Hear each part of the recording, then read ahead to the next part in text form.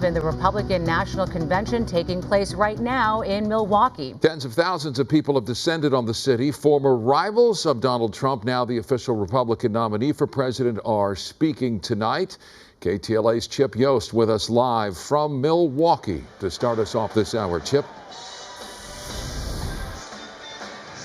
Yeah, hey there, Michael. We are here in Milwaukee for the second day of the Republican National Convention. J.D. Vance, the vice presidential pick by former President Trump, just entered the room. That's why there's so much energy, so loud here right now.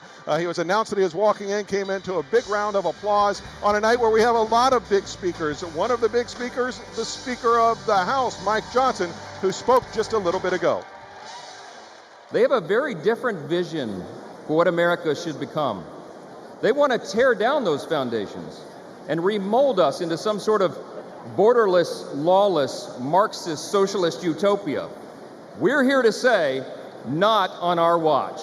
We will not allow that to happen.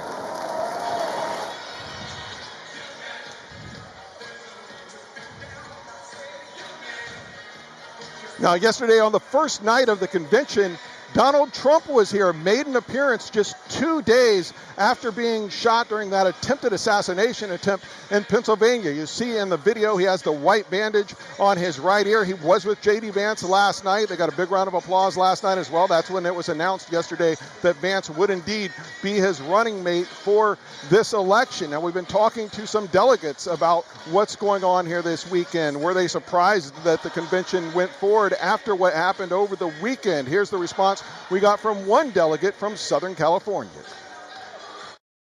I think it's well organized. I think it shows a lot of support for President Trump, and we look forward to winning again at the November election.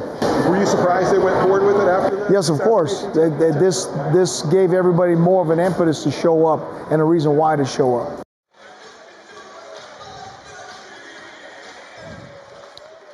Now, here's a list of some of the other speakers we will be hearing from tonight. Among them, some of former President Trump's rivals in the different elections we've had, both 2016 and this one. Ted Cruz will be one of the speakers. Nikki Haley, Ron DeSantis, Vivek Ramaswamy actually spoke just a little bit ago.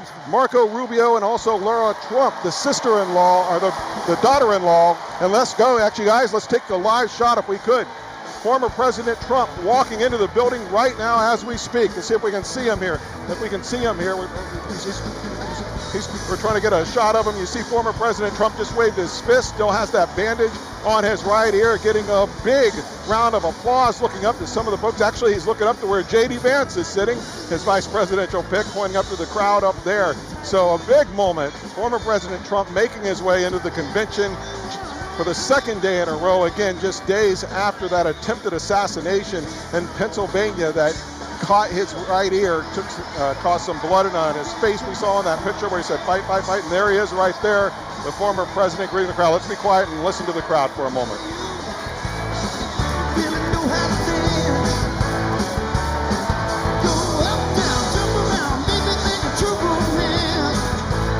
Now, Trump's big day speaking is expected to be on Thursday night, but he's been here 2 nights in a row, so you can expect maybe he's going to make an appearance every night until his big speech on Thursday night. But you see the crowd enjoying the moment, enjoying seeing President Trump doing very well after what happened just on Saturday with that attempted assassination. With that, we'll talk again about some of the speakers we're going to see coming up.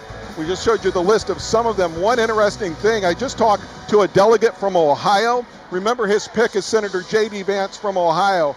If former President Trump wins the election, I was talking to a delegate from Ohio, one of the reasons that it was a safe bet to pick J.D. Vance is that he's a senator. The governor in Ohio is Republican. It would be a Republican governor that would choose J.D. Vance's successor if he becomes vice president. One interesting thing that delegate told to me is that one of the people he thinks might be one of the top picks or one of the top choices is Vivek Ramaswamy, who spoke a little earlier tonight already. He was on the list, spoke already. So look out for a lot of speculation on who the next senator from Ohio could be if President Trump wins, because that's something being looked at very closely, because the Senate, it's a narrow margin for Republicans in the Senate.